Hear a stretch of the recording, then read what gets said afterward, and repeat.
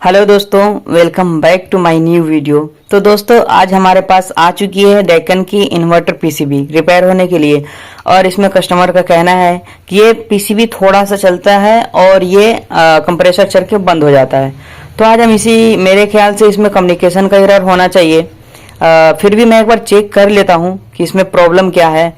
और आज हम बेसिक से एडवांस तक सीखने वाले हैं, यानी इसकी पूरी सेंसर मोटर डिस्प्ले की कनेक्शन सीखेंगे और फिर इसमें क्या फॉल्ट है उसको रिपेयर करेंगे।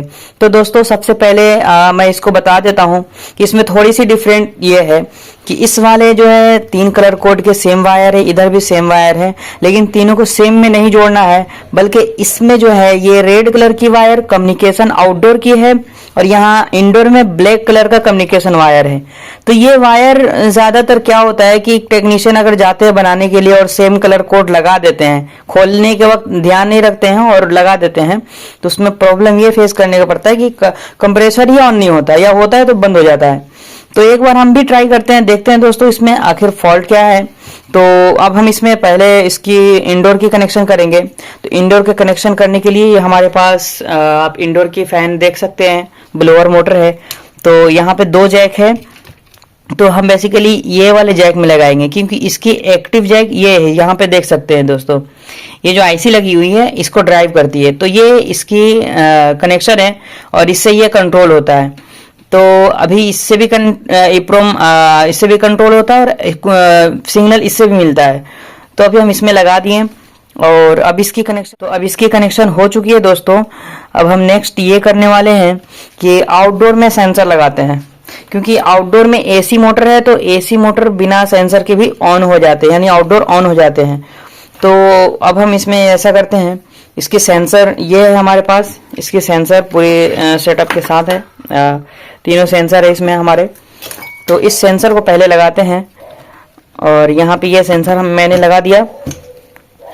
और हमारे पास ये छोटी सी UVW टेस्टर मैंने खुद बनाया है इसे, अब देख सकते हैं। तो अभी जो है मैं इसको भी लगाऊंगा और बताऊंगा कि इसमें कौन से सिग्नल नहीं आ रहे या आ रहे हैं।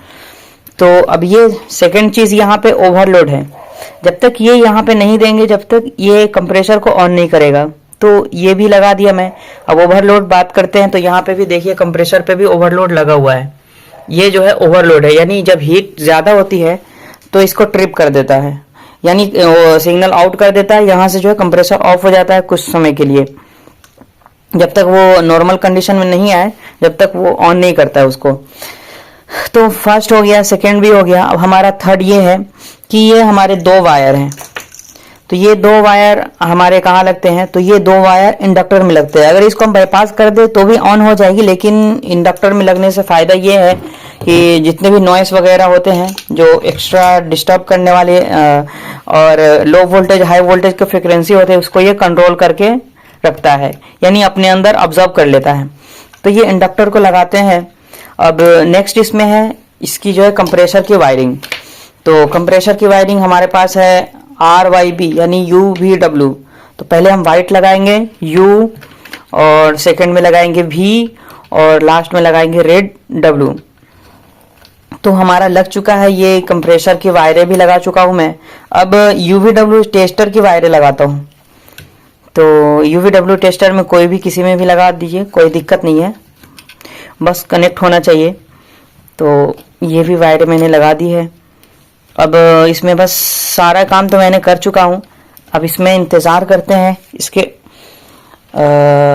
कम्युनिकेशन वायर और सिग्नल और न्यूट्रल का। तो फेस और न्यूट्रल देने के लिए ये हमारा हो गया ब्लैक और ये रेड, ये दोनों वायर है हमारा कम्युनिकेशन का, यानी इंडोर और आउटडोर टू कम्युनिकेट करता है। तो ये दोनों वायर को मैं लगा लेता हूँ। देखिए दोस्तों, ये अकेले मैं बना रहा हूँ इसलिए थोड़ा सा दिक्कत हो रही है, खैर कोई नहीं, अभी लग चुकी है। ये इंडोर टू आउटडोर कम्युनिकेशन का वायर मैंने लगा दिया है।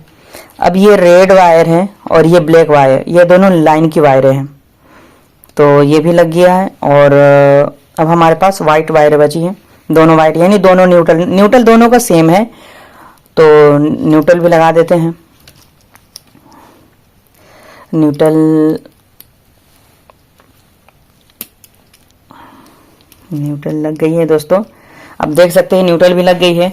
अब इसमें सप्लाई देने के लिए हमारे पास जो है ये हमारे रेड हो गए लाइन, तो इसमें हम लाइन दे देते हैं। और हमारा ये वाइट हो गया न्यूट्रल, तो इसमें मैंने न्यूट्रल दे दिया। तो बेसिकली मैंने इसमें सब चीज़ लगा दिया है। अब देखते हैं ये ऑन होता है या नहीं होता है। तो पहले हम इसमें सप्लाई देते हैं। मैंने दे दिया सप्लाई और इसकी डिस्प्ले पे भी लाइट आ चुकी है, आप देख पा रहे होंगे। हो सकती है लाइट यहाँ पे ज़्यादा जल रही है, इसकी वजह से नहीं दिख रहा होगा, लेकिन फिर भी दिख रही है दोस्तों। तो इसमें लाइट आ चुकी है, इसकी रिले ऑन हो चुकी है और इसमें भी लाइट आ चुकी है। देखिए दोस्तों, लाइट ब्लिंकिंग स्टार्ट हो चुकी है। तो यानी अभी तो फिलहाल ये सारा सिस्टम ओके बता रहा है, लेकिन अभी हम चेक करेंगे कि ये कितने टाइम तक ओके है और ये आउटडोर को स्टार्ट कर रहा है या नहीं कर रहा है।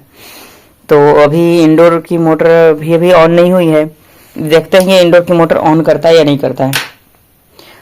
तो रिले ऑन हुई और ऑफ हो गई, यानी इसके अंदर एसएमपीएस ऑन हो चुका है। अब देख सकते हैं दोस्तों, ब्लोअर मोटर भी ऑन हो चुका है इंडोर का, यानी एसी के इंडोर जो सेक्शन होते हैं उसके अंदर के जो ब्लोअर मोटर होते हैं वो ऑन हो चुके हैं। अब हमारे पास सारा सिस्टम ओके हो चुका है और ये रिएक्टर भी मैंने लगा चुका हूँ। अब कंप्रेसर भी लगा हुआ है। तो अभी हम चेक करते हैं इसमें कि प्रॉब्लम क्या है। यहाँ इंडोर की मोटर ऑफ हो चुकी है दोस्तों, आप देख सकते हैं इंडोर की मोटर ऑफ हो चुकी है, ऑन भी हो रही है। बेसिकली इसका भी फॉल्ट समझ में नहीं आ रहा है, तो अभी हम इसका वेट करते हैं। हो सकता है इसका कुछ सिग्नल मिसिंग हो रही हो। तो अभी सब चीज़ ओके है, कुछ सेकंड का हम वेट कर सकते हैं। अभी स्टार्ट हो चुका है प्रॉपर्ली। तो अभी हम इसको कुछ सेकंड के लिए मैं पॉज करता हूँ, जब तक ये इसमें कुछ प्रॉब्लम ना आए या इसका कोई फीडबैक वगैरह से कोई मैसेज ये ना आए कि इसमें कुछ प्रॉब्लम है, क्योंकि तुरंत लगाने के बाद प्रॉब्लम फाइंड आउट करना बहुत मुश्किल होता है। तो कम से कम 5 मिनट या 3 मिनट का वेट करना पड़ेगा, तभी वो आउटडोर ऑन होगी ऑफ होगी, तभी समझ में आएगा कि कस्टमर का कहना बिल्कुल सही है। तो दोस्तों अभी मैं इस वीडियो को पॉज करता हूँ कुछ सेकंड के लिए और उसके बाद फिर देखेंगे इसमें फॉल्ट क्या है। ठीक है दोस्तों, तो रोकता हूँ मैं अभी थोड़ी देर के लिए। दोस्तों देखिए यहाँ पे अभी मैंने चालू किया है, इसकी 2 सिग्नल आई और चली गई, इसमें 2 सिग्नल आई और चली गई दोस्तों। यानी ये कंप्रेसर स्टार्ट होने का कोशिश किया है, लेकिन इसकी जो आउटपुट आई है 2 ही आई है, जिसकी वजह से इसमें प्रॉब्लम हमको समझ में आ गया है कि ये जो है इसकी पूरी वोल्टेज नहीं मिल पा रही है। और वोल्टेज कहाँ से बनती है, इस पीसीबी में, यानी डैकिन के इस वाले आउटडोर की पीसीबी में जो आउटडोर यूवीडब्ल्यू के लिए वोल्टेज बनती है, प्रॉपर्ली जो वोल्टेज बनती है वो इस कैपेसिटर से बनती है। यहाँ पे जो ये आपको दिख रहा होगा रिले टाइप का, लेकिन ये रिले नहीं है दोस्तों, ये कैपेसिटर है। और ये कैपेसिटर जब वीक हो जाती है तो ये प्रॉब्लम फेस करने पड़ता है। तो अभी मैं क्या करता हूँ, इस कैपेसिटर को चेंज करता हूँ। फिलहाल मैं एक बार और दिखा सकता हूँ, क्योंकि अभी इसमें एरर नहीं आया है। यानी मैं अब शुरू में बताया था कि हो सकता है कि कम्युनिकेशन का एरर हो, लेकिन कम्युनिकेशन का एरर होने के बाद जब मैं इसको अभी देखा हूँ तो ये 2 आउटपुट दी है। यानी इसकी आप देख सकते हैं इसके अंदर जो इसकी ऊर्जा होती है वो कम है, जिसकी वजह से 2 आउटपुट आई है और तीसरी आउटपुट नहीं आ पाई है। तो इसमें हम कम्युनिकेशन का और आईपीएम का नहीं बता सकते हैं। एक बार और गौर से देखिएगा दोस्तों, रिले ऑन हुई है तो ये अब स्टार्ट होंगे। तो अभी मैं बता देता हूँ, ये रिले अभी तक रिले तो ऑन हुई है लेकिन आउटपुट अभी ऑन नहीं हुई है, यानी कंप्रेसर के लिए यूवीडब्ल्यू सिग्नल आउट नहीं हुई है। तो अभी हम थोड़ा और वेट करेंगे। और बेसिकली बस फॉल्ट ये है कि इसकी कैपेसिटर ही वीक है, जिसकी वजह से ये कंप्रेसर को ऑन नहीं कर रहा है। तो मैं अभी थोड़े देर के लिए मैं पॉज करता हूँ और इसकी कैपेसिटर को चेंज करके फिर मैं आपको दिखाता हूँ कि क्या ये सच में प्रॉब्लम सॉल्व हुआ या नहीं हुआ। तो दोस्तों बस कुछ सेकंड के लिए मैं रुकता हूँ, अभी पॉज करता हूँ इस वीडियो को, फिर मैं आपको दिखाता हूँ। दोस्तों देखिए,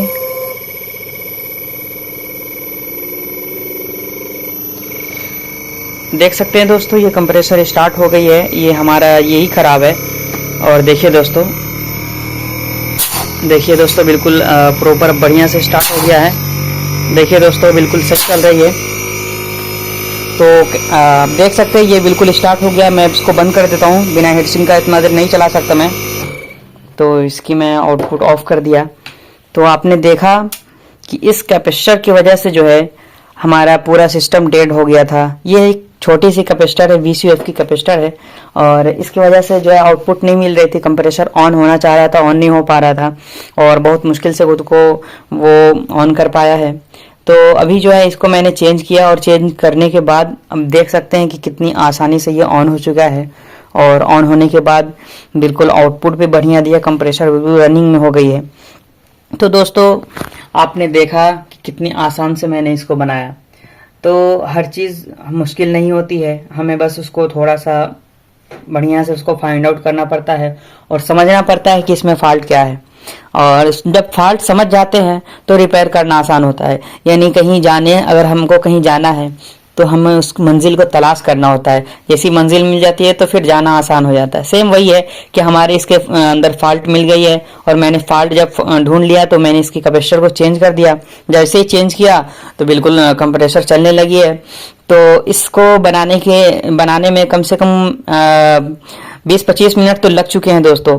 तो एक पीसीबी को बनाने में 20 से 25 मिनट लगता है, और उससे कम में भी हो जाता है, लेकिन पूरे बढ़िया से अगर आप ढूंढेंगे उसको तो ऐसे मोटा मोटी अगर आप तीर मारेंगे तो काम नहीं चलेगा दोस्तों। किसी चीज़ को भी प्रॉपरली आपको स्टेप बाय स्टेप फॉलो करके उसको उस पर काम करना होता है, तभी आप सक्सेस टेक्नीशियन बन पाएंगे, यानी सक्सेसफुली रिपेयरिंग कर पाएंगे। तो वीडियो अगर पसंद आए हो दोस्तों तो वीडियो को लाइक एंड शेयर जरूर करें। मिलते हैं नेक्स्ट वीडियो में, तब तक के लिए बाय बाय।